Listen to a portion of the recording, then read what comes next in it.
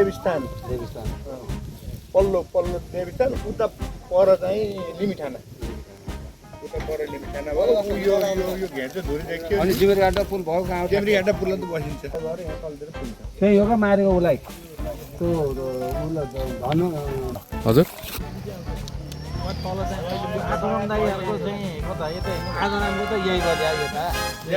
डेमरीघाट भन्ने ठाउँ चाहिँमा त्यहाँबाट पुल छ अहिले यस्तो पक्का पुल त्यहाँ पनि बसेर हेरिन्छ नि बसेर ना उनको त यही हो क्या आत्मरामदाईको यतै हो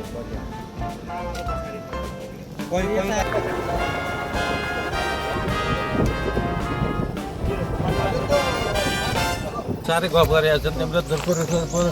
तेरो पुरा गएर आइयो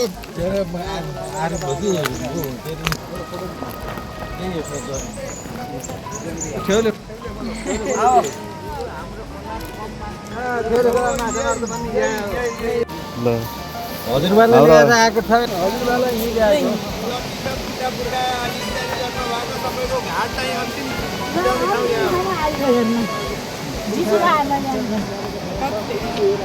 हाम्रो पुर्खाहरू विसर्जन गरेको ठाउँमा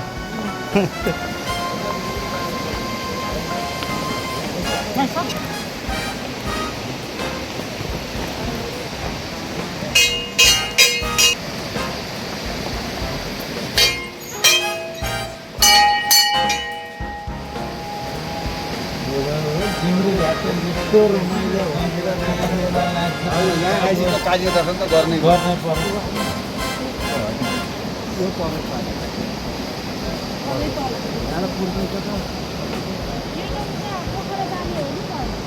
फलिबास भएर उही कालीजी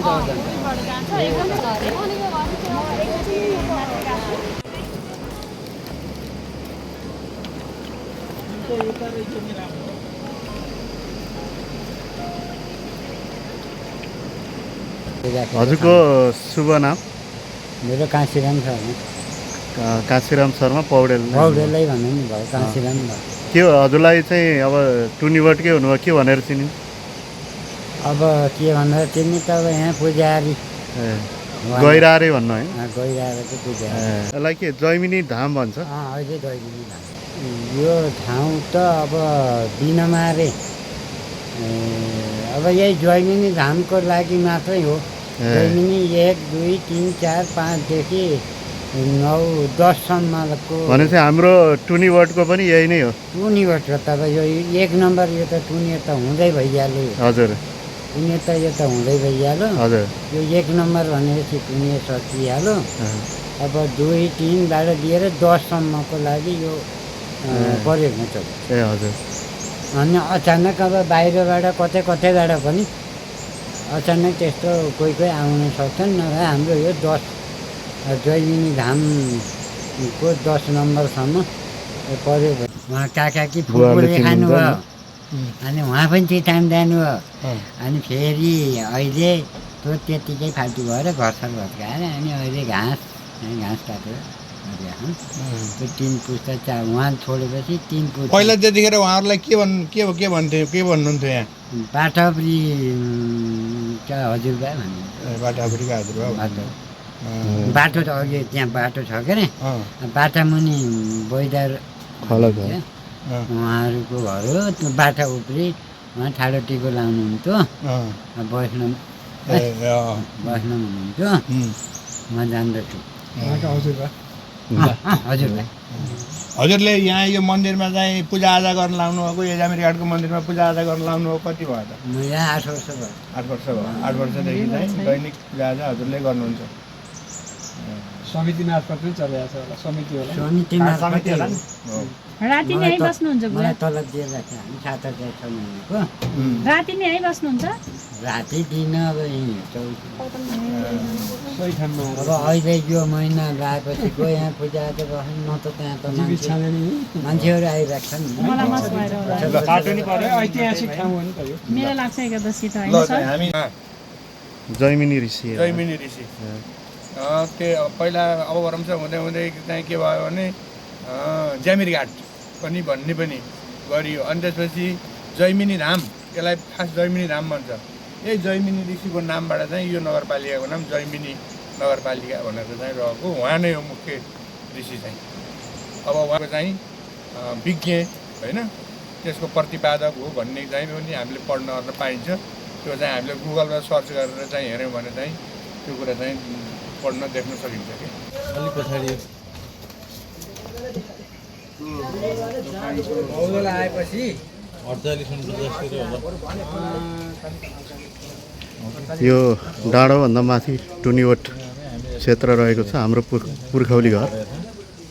यहाँको राजु भन्ने जुन नारा धेरै माथि सिधा ठेउले खोलाएर जानु पर्यो सिधै खोलाएर दाजुभाइहरूलाई चिन्नुहुन्छ गरे एक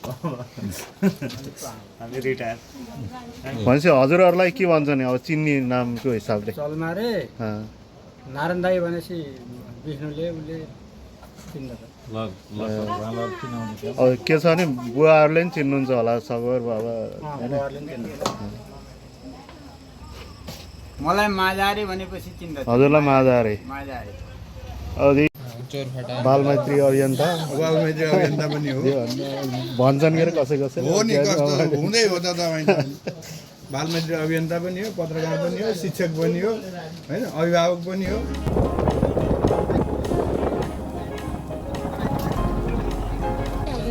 ल ल भन्नु त के अरे यो धुरपुरा कोप्चे कलादरका साइरोमा कोप्चे साइलो भएको ल ठेउले खोलामा पानी पनि छैन ठेउले खोलामा माछा मार्ने भन्ने कहानी चाहिँ ठुलै थियो। कोप्चे साइलो भएको घर चाहिँ छ माछा मार्ने चाहिँ अहिले खोलो छैन। तपाईँहरूको रहेछ अनि मैले भनेको तपाईँले सुनेको कोप्चे साइला भनेको पनि सोधेको हो भनेपछि घर पनि देखियो फोटो खिचिएछ। यहाँ ठेउले हुँदा त पानी त रहन्छ त यहाँ त।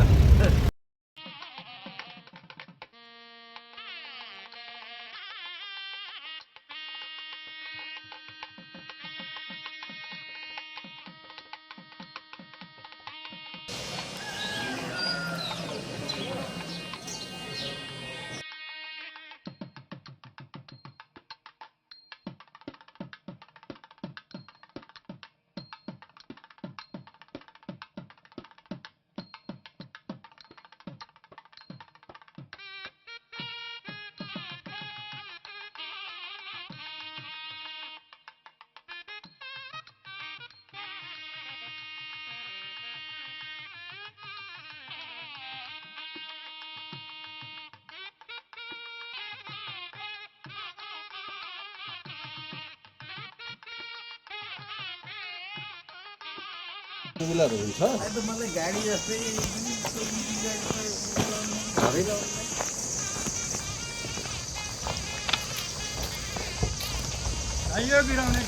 बिराउने उकालो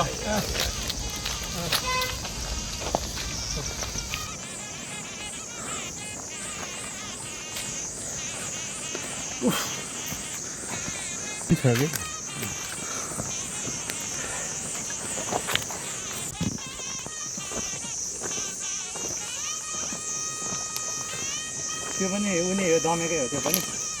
त्यो साम्रन्त ल दमेको नाम पनि आउँदो रहेछ त्यो साम्रन्त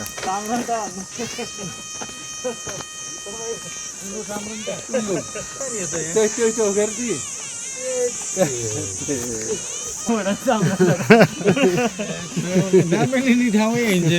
बच्चा कहाँ हुन्छ त्यहाँ त खोले खोल बासी जाने उनीहरू चुडामणि सर कहाँ हो एकचोटि जाँदा 4 खुट्टा टिक हाम्रो भाउजू हुनुहुन्छ नि अन्त भाउजू यो पारी डाँडामा देखिरहेको बागलुङको अर्जेवा गाउँ रहेको छ। हाम्रो अभिभावक वडाध्यक्ष होमनाथजी अब बिसाएर पानीको तयारी गर्दै हुनुहुन्छ।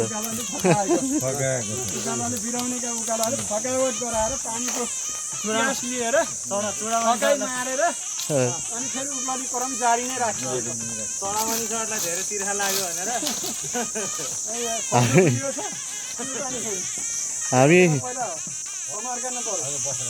हामी 11-12 जनाको टोली मध्ये अब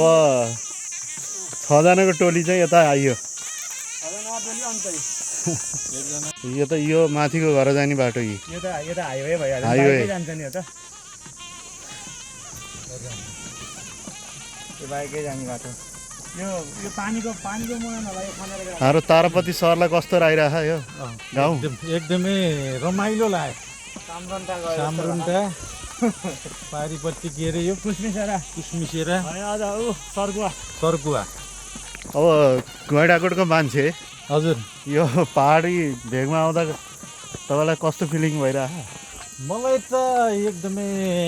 पाहाडमा वास्तवमा पाहाड भनेको यस्तो रहेछ हामी चाहिँ त्यहाँ के अरे तराईमा जन्म्यौँ हुर्क्यौँ यहाँको पाहाडको दुःख अलि फरक रहेछ अब बस्नको लागि आनन्द छ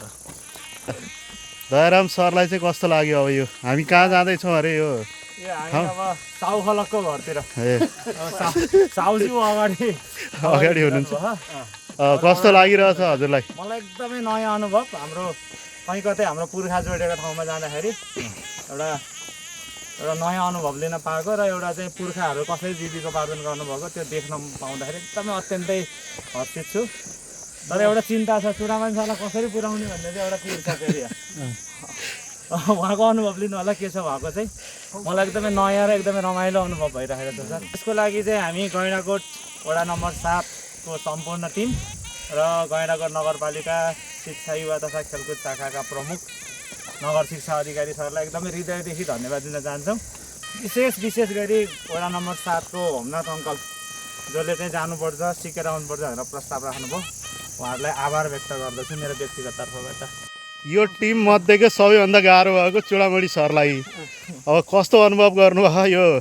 पहाडको मान्छे तराई झरेर फेरि पहाड उक्लिँदा अब सर खै यहाँको ठाउँ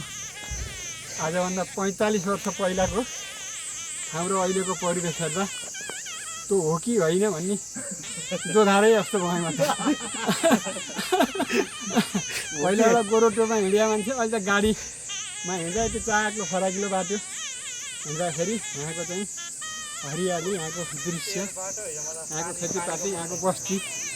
रमाइलो लागिरहेको छ मान्छे गाह्रो त बहुत भयो क्या फोक्सो फुल्यो कि हिँडिराखेको ठाउँ अब गाई मधेसको मान्छे पाहाडतिर आउँदा उकालो चल्दाखेरि त अलिअलि गाह्रो भइहाल्छ यसमा शीतलो छ हेर्दै वारिपारी हेर्दै रमाइलो यो अब पहाडका डाँडा पाखा हरियाली एउटा डाँडामा एउटा झुप्पा गाउँ अर्को डाँडामा अर्को झुप्पा गाउँ गैँडाकोटको त्यो बाक्लो बस्ती हजुर यहाँ आउँदाखेरि कस्तो फरकमा आउनु हो यो धेरै फरक पाइयो सर यहाँ हरियाली डाँडा काँडा यातायात शिक्षा स्वास्थ्य अहिले यस्तो व्यवस्था हुँदा पनि मान्छे दिन प्रतिदिन यहाँका घरहरू खाली भइराखेका छन् केका लागि दौडधुप गरेका हुनन् आखिर सेवा सुविधा मधेसमा भन्दा यहाँ पनि सबै उपलब्ध भइसकेका रहेछन् तर पनि मान्छे मधेसै जान पाए हुन्थ्यो भन्ने घरहरू खाली भएको देख्दाखेरि अब यहाँ एउटा नयाँ वैज्ञानिक किसिमले बसोबास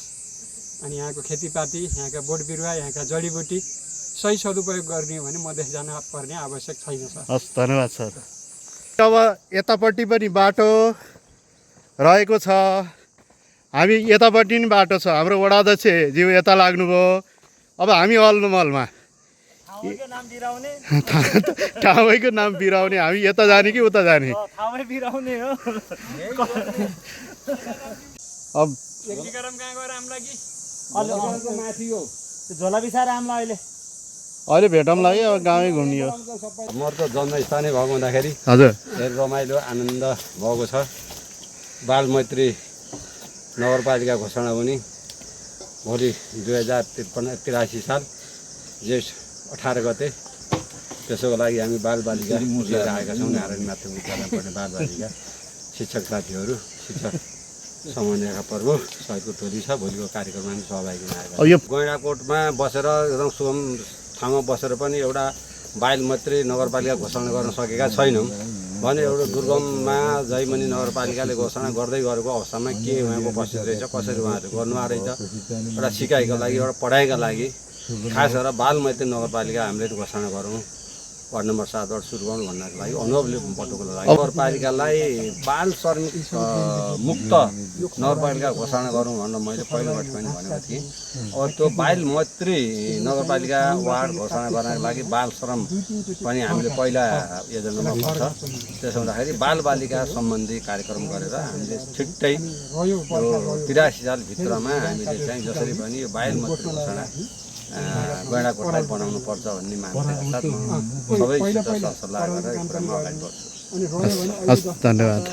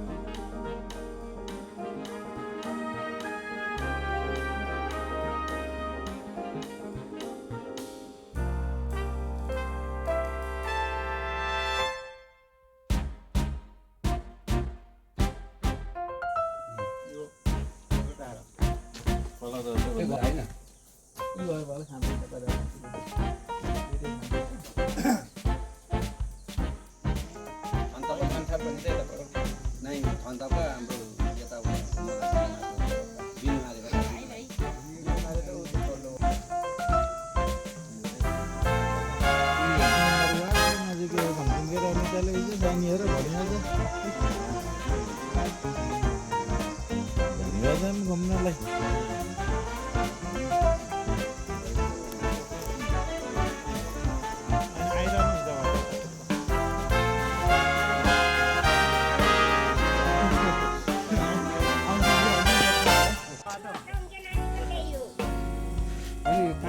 कान्छा युवाको नि यहाँ पहिला हराउबाट थियो नि कहाँ हो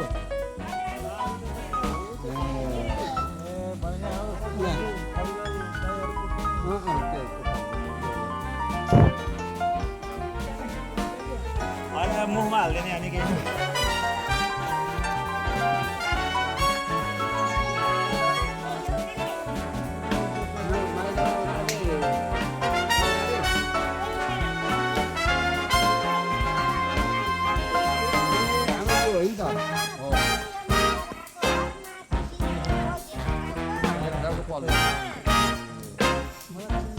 उतापट्टि चाहिन्छ हजुरआमा